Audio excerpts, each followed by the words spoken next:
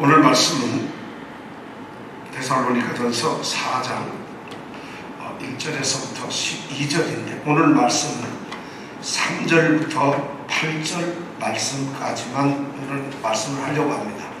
그러니까 오늘 말씀은 마스크를 쓰신 여러분들은 입으로 읽지 마시고 눈으로만 읽어주시고 마음으로만 읽어주세요. 읽기는 제가 읽겠습니다. 왜냐하면 성경과 끼면 눈이 아파지잖아요. 그러니까 오늘 제가 읽겠습니다. 그러니까 여러분들 눈으로 읽으시고 마음으로 읽으시기를 바랍니다. 3절부터 8절입니다. 하나님의 뜻은 이것이니 너희의 거룩함이라 곧 음란을 버리고 각각 거룩함과 존귀함으로 자기의 안에 취할 줄을 알고 하나님을 모르는 이방인과 같이 세욕을 쫓지 말고 이 일의 분수를 넘어서 형제를 해하지 말라. 이는 우리가 너에게 미리 말하고 증거한 것과 같이 이 모든 일에 주께서 신원하여 주심이니라. 하나님이 우리를 부르심은 부정케 하심이 아니요 거룩케 하심이니 그러므로 저버리는 자는 사람을 저버림이 아니요 너희에게 그의 성령을 주신 하나님을 저버림이니라. 아멘. 아멘은 하셔야죠. 하나님을 저버림이니라. 하나님을 저버림이니라. 네. 누구를 저버렸다고? 누가? 그러니까 이제 누가 하나님을 저버리는가? 그 말씀을 우리가 지금 오늘 생각을 합니다. 우리는 오늘 성도는 어떻게 복음으로 살아야 하는가 하는 이 너무 중요한 이 명제를 두고서 두 번째 시간을 맞이했습니다. 성도가 되었다면 성도는 어떻게 살아야 하는가? 성도로 산다는 것이 무엇이고 성도는 복음으로 살아야 하는데 복음으로 산다는 것이 무엇인가? 그것의 두 번째입니다. 지난주에는 그 첫 번째 시간을 4장 1절과 2절을 통해서 우리가 생각을 했습니다. 데살로니가 교회의 성도들 한 사람 한 사람을 성령께서 보시며 성령께서 이 말씀을 하십니다. 지난주에 첫 번째로 하셨던 말씀이 성도가 어떻게 복음으로 살아야 하는가의 첫 번째, 어떻게 살 것인가? 첫 번째가 뭐냐면 하나님을 기쁘시게 하는 것으로 살아야 한다는 것이었어요. 하나님을 기쁘시게 하려면 어떻게 해야 하는가? 하나님을 기쁘시게 하기 위해서 마땅히 해야 할 것이 무엇인가? 그것을 4장 1절에 말씀을 했어요. 하나님을 기쁘시게 한다는 것을 어떻게 알 수 있을까? 2절에 보니까 너희들이 마땅히 해야 할 것을 그리스도 예수로 말미암아 너에게 명령으로 주었다는 것이 명령으로 준 것 그것을 행해야지 하나님께서 기뻐하시는 거고 그 하나님이 기뻐하시는 그것을 행하는 사람들이 성도로서 살아가는 사람들이다. 이런 말씀을 우리가 나누었습니다.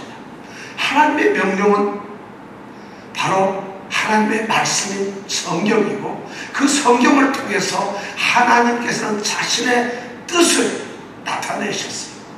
하나님이 원하시는 목적 그 뜻을 하나님이 바라시는 그 뜻을 성도들이 행하기를 원하시고 그들이 행함으로써 하나님이 기뻐하시고 이것이 바로 성도들의 삶이라는 것이에요. 하나님을 기쁘시게 하라. 이것이 첫 번째. 하나님을 기쁘시게 하라. 다 같이 한번 해볼까요? 하나님을 기쁘시게 하라. 하기 싫으면 다시 한번. 하나님을 기쁘시게 하라. 하나님을 기쁘시게 하라. 여러분들이 성도라면은 하나님을 기쁘시게 하라. 하나님을 기쁘시게 하라. 아내를 기쁘게 하라가 아니고 사장님을 기쁘게 하라가 아니고 아유 우리 강아지를 기쁘게 하라가 아니고 우리 사랑하는 자녀들을 기쁘게 하라가 아니라 하나님을 기쁘게 하죠. 하나님을 기쁘게 하라. 이것이 첫 번째죠. 오늘 이제 두 번째 성도는 어떻게 살아야 하는가 두 번째 시간이에요. 오늘 두 번째는 뭐냐면 하나님을 기쁘시게 하는 것은 바로 다름이 아니라 거룩하게 살아야 한다는 것입니다. 거룩한 삶을 살아라. 거룩하게 살아라. 거룩하게 살아라. 성령께서는 그렇게 말씀을 하고 있습니다. 4장 3절에 보니까 우리가 4장 1절 2절에 하나님의 뜻을 따라서 하나님을 기쁘시게 해야 한다 그랬는데 하나님의 뜻이 무엇일까? 4장 3절에 보니까 하나님의 뜻은 이것이다 하고 선언을 합니다. 하나님의 뜻은 이것인데 이것이 무엇이냐 하면 너희의 뭐죠? 너희의 뭡니까? 이걸 성경을 계속 보셔야 돼요. 너희의 거룩함이라. 하나님의 뜻은 이것이니 너희의 거룩함이라. 하나님은 너희가 거룩하기를 원하신다.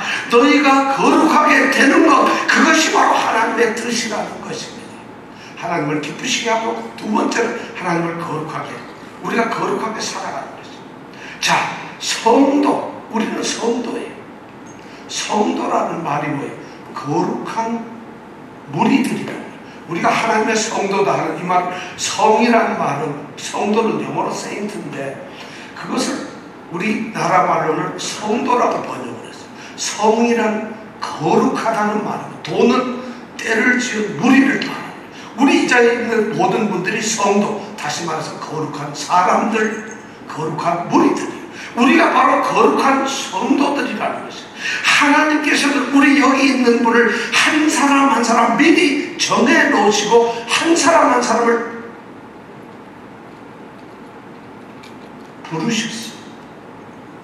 부르셔가지고 세상에 있던 이 사람들을 이쪽으로 불러서 하나님의 사람으로 구별을 해주셨어요. 분리를 해버리셨다는 것입니다. 그래서 구별해 놓은 존재들, 이들이 바로 누구냐? 성도란 구별된 존재라는 것이. 헬라어로는 성도를 하기온이라고 합니다. 뭐라고요? 우리가 뭐라고요? 하기온이. 이런 말, 이 헬라어를 알면 굉장히 중요한 거예요. 우리는 하기온. 구약에서는 하나님의 택하신 백성 이스라엘이 바로 하나님의 거룩한 무리들이었다면 신약에 와서는 바로 우리가, 예수를 믿는 우리가 바로 하나님이, 예수님께서 구별해 놓으신 존재들이에요. 우리는 거룩한 존재들이에요. 세상으로부터 구별된 사람이에요. 어제 세상에 살았지만, 아니 지금도 세상에 살고 있지만, 앞으로도 세상을 살아가는 사람들이지만, 일하고 먹고 자고 사람들과 더불어 살고 있지만, 우리는 그러한 존재들임에도 불구하고 하나님이 구별해 놓으신 존재들이야. 성도란. 여기 성도란 말에 중요한 두 가지가 의미가 있어요. 첫 번째는 뭐냐면 우리는 우리 상태가 구별이 된 상태라는 것입니다. 비록 이쪽 세상에 지금 있지만 우리는 구별되어 있는 상태에 있는 사람들이에요. 이것이 성도예요. 여러분들은 우리 스스로가 자신이 성도라고 생각한다면 나는 이 세상에서 구별이 되어 있는 상태에 거룩한 구별된 속에서 살아가고 있는 사람이구나. 이것을 알아야 됩니다. 똑같이 일을 하고 망치를 들었지만 나는 똑같이 주사바늘 두고 찌르지만 나는 똑같이 손톱을 손질하고 일을 하고 있지만 나는 구별된 사람이에요. 이것이 바로 성도예요. 겉으로 보기에는 몰라요. 그러나 성도는 구별이 될 수밖에 없어요. 왜냐하면 하나님이 구별을 하셨어요. 그러니까 우리 성도가 구별된 상태에 있어요. 그렇다고 해서 우리의 성도 거룩함이 구별된, 거룩이란 구별되고 그런 모습인데 구별된 상태가 그대로 있는 것이 아니에요.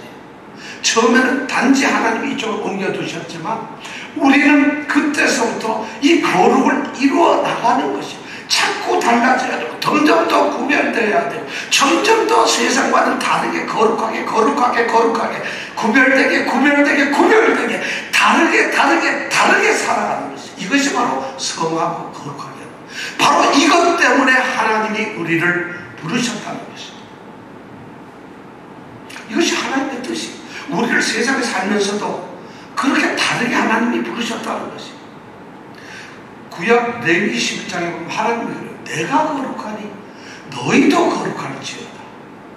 하나님께서 여기에 계시는 저와 여러분들 한 사람 한 사람에게 부르실 때에 그들을 부르시면서 여러분들 저의 마음속에 내가 거룩하니 너희도 거룩하다. 내가 거룩하니 너희도 거룩할지어다.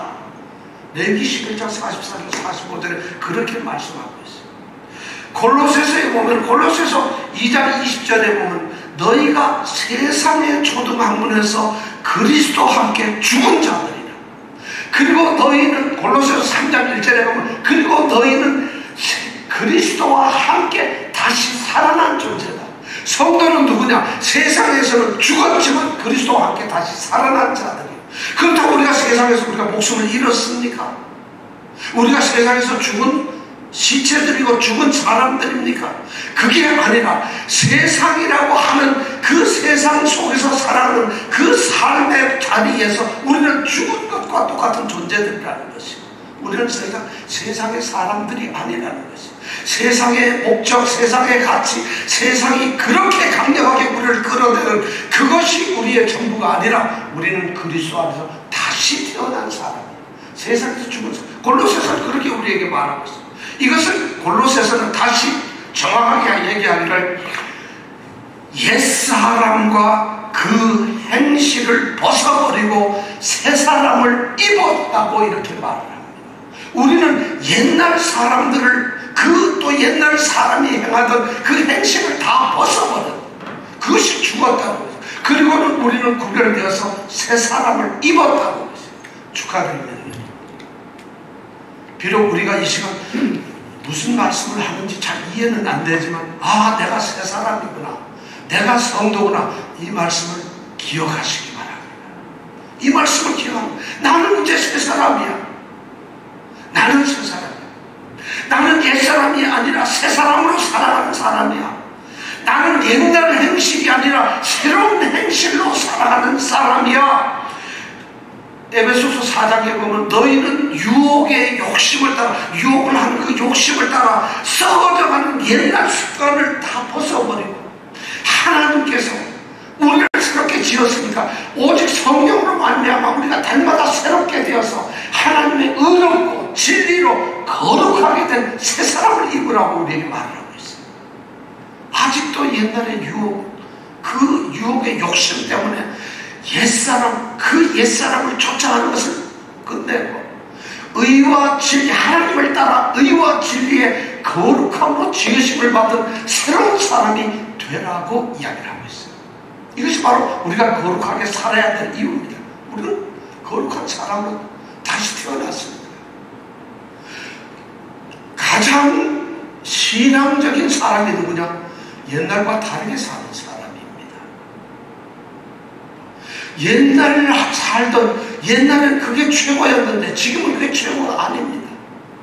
물론 우리가 그럼 직장도 다 그만둬야 되는가요? 그게 아니지. 직장이며 돈이며 사랑이며 남자친구며 강아지며 이거는 그냥 죄가 아니에요. 그냥 우리가 말하는 중립적인 거예요. 근데 그것이 하나님보다 위에 있으면 안 된다는 것이죠. 그것을 얻기 위해서 악한 방법을 쓰면 안 된다는 것이죠. 그것 때문에 나의 모든 것이 포기되어서는 안 된다는 것이죠. 우리는 세상에 살지만 바로 그렇게 구별되어야 한다는 것이죠. 자, 그렇다면 어떻게 거룩하게 될 것인가? 어떻게 거룩하게 살아야 하느냐? 거룩하게 살아야 하는데 지금 성령께서 우리 바울의 입을 통해서 너희는 거룩하게 살아. 하나님의 뜻은 이것이니 너희의 거룩함이다. 이렇게 선언을 했는데 오늘 이 자리에 있는 저에게, 여러분들에게 동일하게 너희의 거룩함이라고 이야기를 한다면 우리 보고 거룩하게 살라는 것이에요. 그러면서 바울 사도가 지금 데살로니가 교회를 향해서 쓰는 이 편지에 보니까 하나님의 뜻은 이것이니 너희의 거룩함이라 이렇게 말을 하고 나서 바로 급해가 숨도아친 것 같아요. 곧 뭐라고? 곧 뭐라고 돼 있죠? 3절에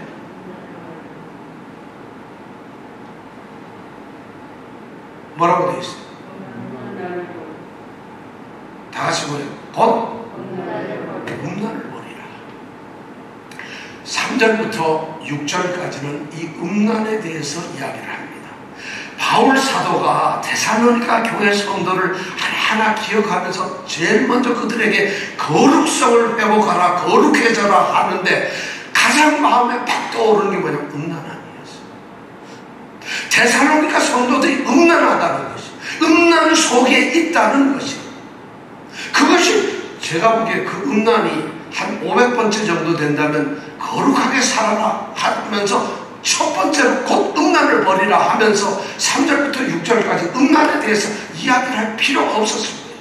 그런데 거룩하게 새롭게 태어난 하나님의 백성들이, 데살로니가 성도들이 음란을 버려야 된다는 것을 처음으로 들을 수밖에 없는 그런 존재들이었다는 것입니다. 왜 그랬을까? 사실은 데살로니가 성도들이 그런 것도 있지만 당시에는 로마가 지배하는 로마 시대에 가장 타락한 것이 성적인 것이,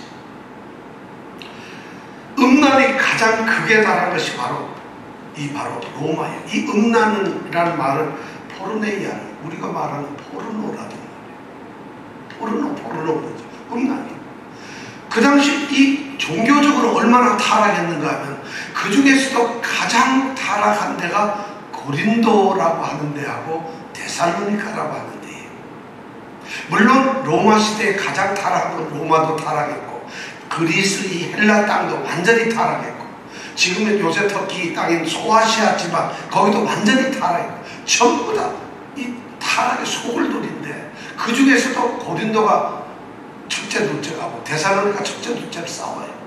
그런데 지금 바울이 이 편지를 쓰는 것은 고린도예요. 고린도에서 그는 음란한 모습을 보고 있어요. 고린도에는 어떤 도시였느냐? 고린도에는 말이죠, 근친상간이 아무렇지도 않게 이루어지고 있어요. 자기의 계모를 범하는 이런 일들이 고린도 전서에 보면 나와요. 그런 일이 고린도에 있어요. 그리고 동성애, 이거는 뭐 고린도에 가장 많고 아주 흔한 것이에요. 근데 데살로니카도 그런 거 있어요. 그런데다가 종교적으로 보면 고린도에는 아프로디테, 비너스라고 하는 신을 섬기는데, 그 신을 섬기기 위해서 신전에서 제사를 지낼 때 그냥 제사 제물만 드리는 거 아니라 수백 명, 수천 명의 창녀들이, 신전에서 일하는 그 신전의 여인들이 창녀예요. 그래서 제사를 드리러 갔던 사람들이 그들과 성적인 결합을 갖는 것, 이것이 그들의 신을 경배하는 굉장히 중요한 순서처럼 됐어요. 데살로니카에서도 동일한 일이 벌어지고 있어요. 카빌이라고 하는 신을 데살로니카 사람들은 섬기고 있는데, 그 사람들도 똑같이 그러한 신전에 있는 장기들과 몸을 합치면서 제사를 지내는 이런 일을 보고 있는 거죠. 그러니까 이 바울은 세상에서 데살로니카에 있는 성도들이 그런 모습으로 아무렇지도 않게 살았어요. 그런데 그들이 새로운 생명으로 성도로서 구별이 되었기 때문에 그것을 버려야 된다고 이야기를 하고 있는 것입니다. 그 당시에는 말이죠, 우리나라도 한 100년, 120년 전에는 양반님들은 첩을 한두 명 두는 것이 죄가 되질 않았어요.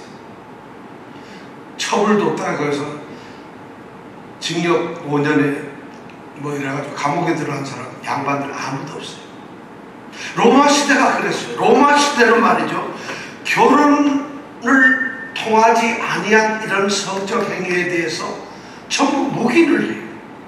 인정을 해주고 있어요. 아니, 심하면 그걸 장려를 하는 것이 이게 이 로마 시대의 사회 문화였어요. 그러니까 로마의 사람들은 성적인 잘못이라는 건 있을 수가 없는, 우리로 말하는 성적인 음란이라고 하는 이런 죄의식은 1도 없었어요. 그것이 죄가 아니었어요. 그러다 보니까 이 헬라어나 로마를 가면 헤타이라라고 하는 단어가 있어요. 헤타이라는 뭐냐면 정부라는 단어인데, 보통 잘난 사람은 지적으로 좀 통하는 여인, 예술적으로 좀 통하는 여인을 얼마든지 자기의 정부처럼 안에서 그렇게 살 수가 있어요. 그런 정부가 로마의 관리들이나 조금 돈 좀 있는 사람들은 한두 명이 아니에요. 오죽하면 헤타이라라고 하는 단어가 있었죠. 정부라는 단어가 있어요. 그런데 이것이 죄가 아니고 장려가 돼요. 자기네끼리는. 그 다음에 또 뭐냐면 팔라케라는 게 있어요. 팔라케라는 건 뭐냐면, 로마가 싸움을 잘하잖아요. 그럼 전쟁을 해서 이기면은 포로를 데리고 오죠. 이 포로를 총으로 두고 하는데 한둘이 아니에요. 그 팔라케라는 거예요. 그런 사람. 용어가 있어요. 노예로서 잡아온 이 사람들을 아내로 총으로 들이는 그 사람들을 팔라케라고 해요. 그런 단어가 있어요. 또 그렇지 않으면 포르네라고 하는 매춘, 우리로 표현하면 창녀라는 거죠. 포르네라고. 이런 헤타이라, 팔라케, 포인해, 포르네, 뭐 이런 단어들이 있어요. 그리고 그것이 사회에서 조장이 되고 있어요. 서로 소개해주고 그걸 만들어주고 있는 것이 당연하고 아주 그것이 당연하고 아주 뭔가 대단한 것으로 여겨지는 이런 사회가 로마였어요. 그 로마가 지배하는 사회가 바로 데살로니가고 그렇다. 거기에 복음이 들어갔으니까 바울의 눈에 비쳤던 첫 번째 들어오는 것이 음란한 것이었어요. 그 음란을 버리라는 것이죠. 그럼 여러분 로마 그 당시 시대에 그럼 아내는 도대체 뭐 하는 거야? 아내는 뭐를 하냐면 요즘 말은 파출부 비슷해요. 집안일하고 이 상속자 되는 아들, 적자 아들을 그냥 돌보는 일을 하는 거예요. 그것이 아내들의 일이었다는 것이죠.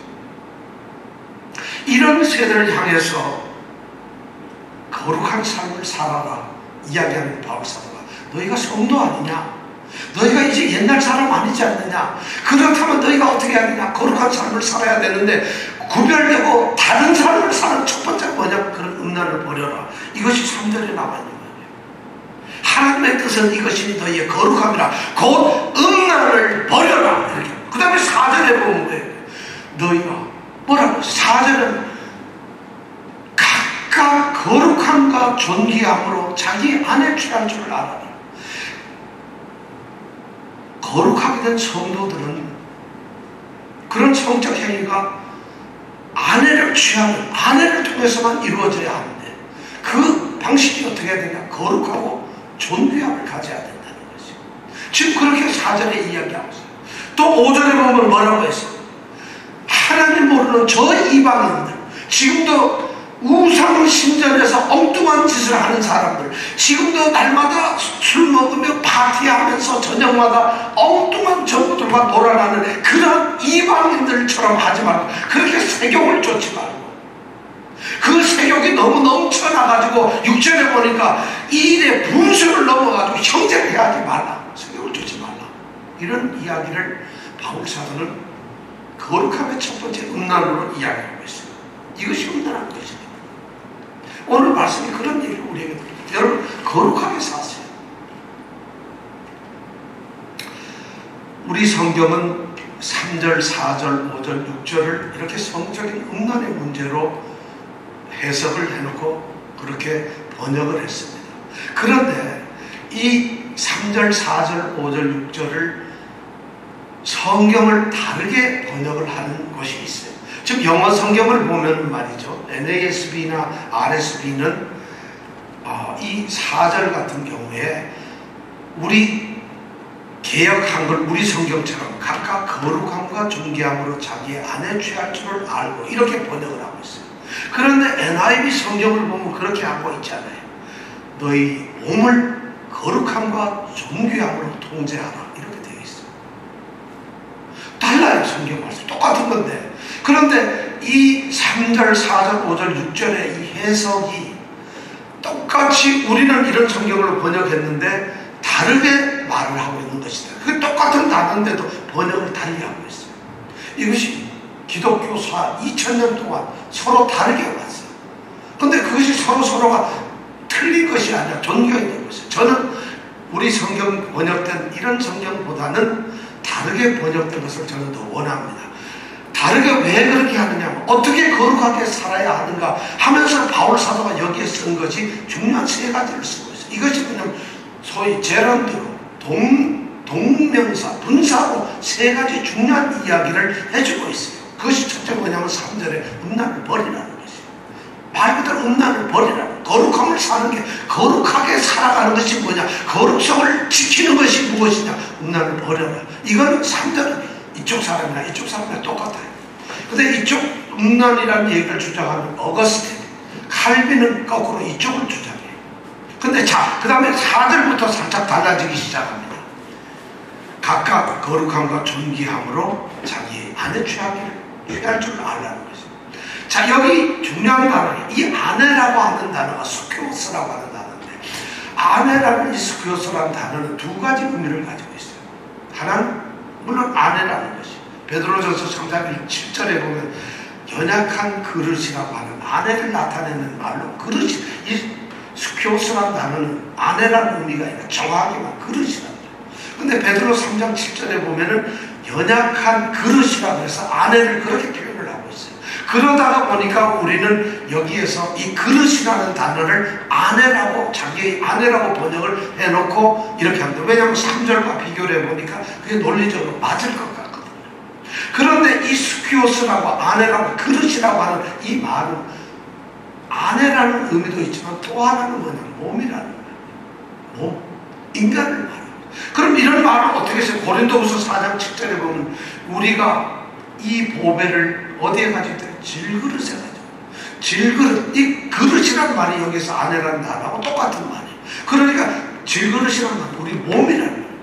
이 보배라는 은혜, 구원, 그리스도, 이것을 우리 몸에 가졌다는 거죠. 또 우리가 로마서를 잘 알고 있어요. 9장 22절, 23절에 보면 인간을 두 종류로 구분하고 있어요. 하나는 진노의 그릇, 다시 말해서 죄 가운데 있는 멸망을 받아야 될 진노의 그릇과 또 하나는 긍휼의 그릇이라고 해서 예수를 믿고 부르심을 받은 자들을 긍휼의 그릇이라고 하고 있어요.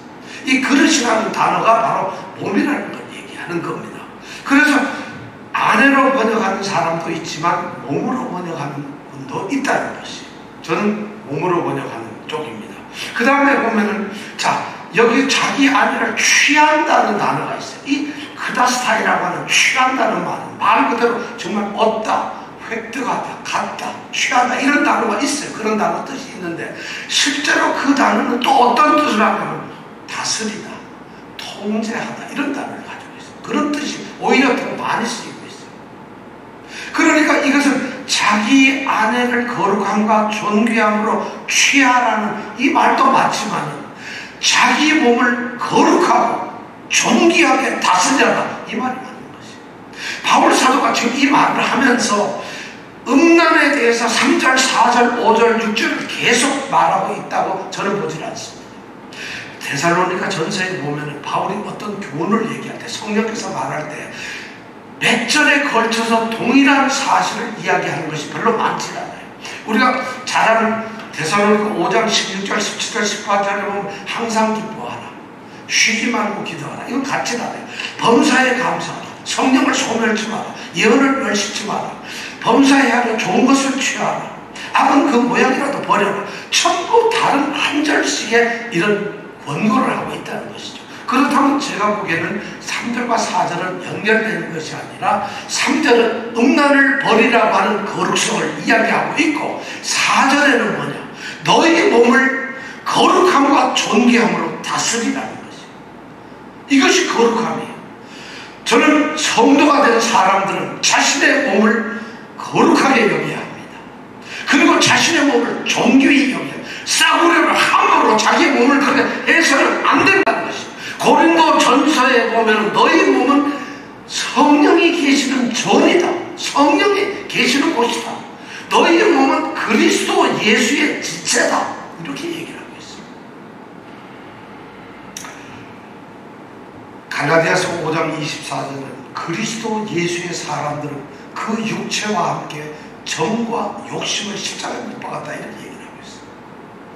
또 로마서 6장에 보면은 우리 몸을 갖다 말이죠, 죄에게 불의의 병기로, 불의의 도구로 드리지 말라는 것이죠. 그리고 오히려 하나님께, 의에게, 하나님께는 의로운 도구로 하나님께 드리라고, 병기라고. 그것은 몸이에요. 바로 여기 똑같은 단어의 몸으로 쓰고 있어요. 그래서 저는 거룩함을 유지하고 거룩하게 사는 첫 번째가 뭐냐, 바울이 오늘 얘기하고 있는 음란버리라는 것이고, 두 번째는 성도 자신의 몸을 거룩함과 존귀함으로 다스려야 된다는 것입니다. 몸이 함부로 가서는 안 된다는 것입니다. 몸이 악한 것에 이용이 되도록 해서는 안 된다. 우리 몸이 악한 도구가 되어서는 안 된다는 것입니다. 거룩하게 구별된 도구가 되어야 하고, 우리 마음은 존귀한, 하나님이 자신의 형상으로 만든 존귀한 몸으로서의 그런 가치를 가져야 된다는 것이에요. 그것이 바로 거룩함을 유지하는 거예요. 자, 세 번째는 뭐냐면 바로 6절에 있는 말씀이에요. 6절에 보니까 이 일의 분수를 넘어서 형제를 해야지 말라. 뭐냐면 그 일이 뭐냐면 정욕이에요. 자신의 유혹과 정욕 때문에 그게 한계를 넘어가지고 그 정욕이 너무 지나쳐서 형제들을 해롭게 하고 형제를 속이고 형제에게 나쁜 일을 하지 말라는 것이에요. 물론 음란과 해석한다면은 네가 정욕이 너무 넘쳐가지고 너의 형제의 아내나 형제의 여인을 탐하지 말라 이런 말도 이것이 됩니다. 그런데 저는 그렇게 해석을 하지 않고 이것은 뭐냐면 네가 모든 정말 분수에 넘치는 그런 욕심 탐욕 때문에 형제의 것을 탐내지 말라. 마치 우리 십계명의 9절 9번째 10번째 내 이웃을 거짓 증거하지 마라. 내 이웃의 것을 탐내지 말라고 하는 그것처럼 바로 너무 과도한 욕심 탐욕 때문에 형제에게 불편과 아픔을 주지 말라는 것이. 그들을 괴롭게 하지 마라. 이것이 바로 거룩하게 사는 것이. 오늘 바울 사도가 두 번째로 성도가 어떻게 살아야 하는가를 이야기하면서 제시하는 것이 뭐냐면 거룩하게 산다. 하나님을 기쁘시게 하게 산다. 그 다음에 거룩하게 산다. 거룩하게 살아야 세 가지를 얘기하면 음란한 생활을 버려라. 그리고 자기 몸을 거룩하고 존귀하게 다스려라. 그리고 세 번째, 과도한 욕심, 함심 때문에 형제와 이웃에게 불편하게 하지 말라. 그들에게 해롭게 하지 말라는 거죠. 그렇게 한다면 그런 일은 그리스도 주님께서 반드시 심판을 하실 거라고 6절에 얘기하고 있습니다. 자, 이렇게 얘기를 하고 나서 7절 8절에서 이제 결론을 냅니다. 성도는 왜 거룩하게 살아야 하는가? 여러분, 왜 거룩하게 살아야 돼요? 7절에 보니까 대답을 분명하게 했어요. 하나님이 우리를 부르시면 부정케 하심이 아니요 거룩케 하십니다.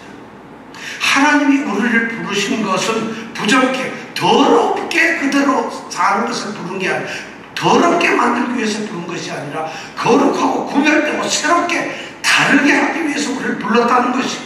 그러니까 하나님이 우리를 부르신 것은 옛날 사람대로 살아라, 옛날 태도대로 살아라, 옛날 관습대로 살아라, 옛날 행실대로 그대로 살아라 하기 위해서 부르는 것이 아니라 그것을 끊어버리고 왜?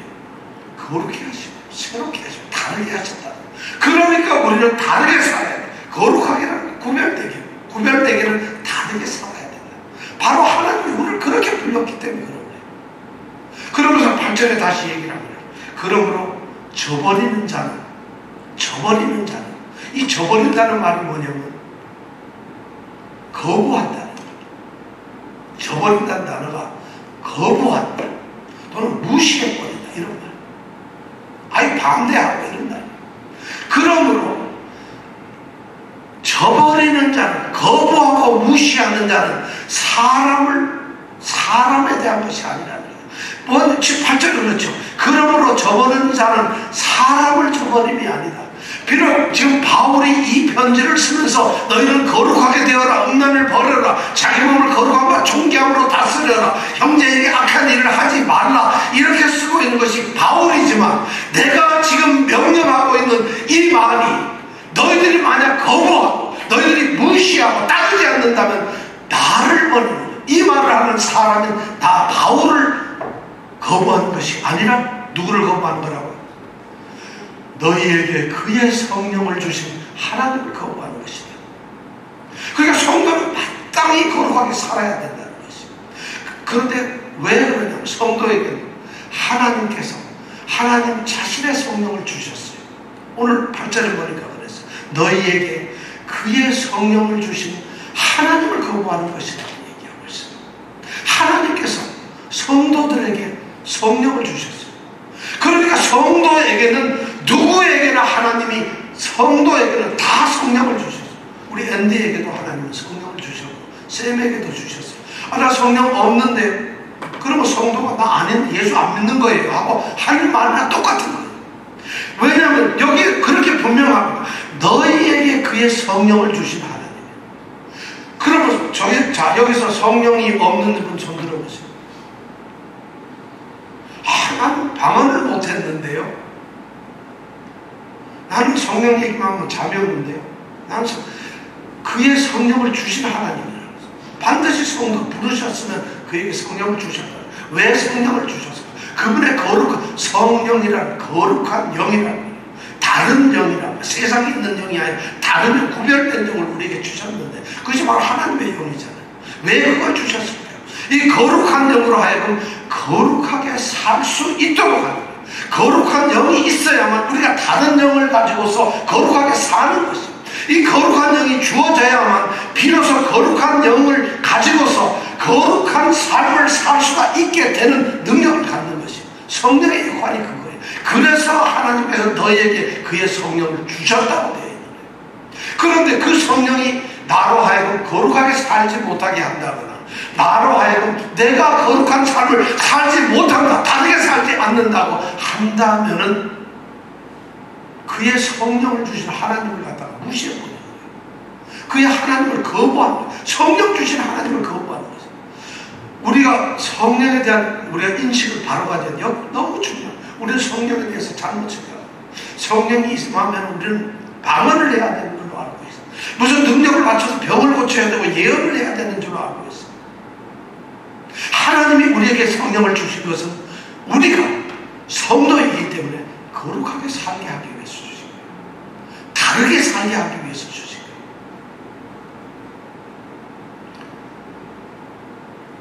그 다르게 살도록 주신 성령이 우리를 다르게 살지 못하게 했다면 여러분 성령을 거부하고 무시하는 것이에요. 성령이 없는 것이에요.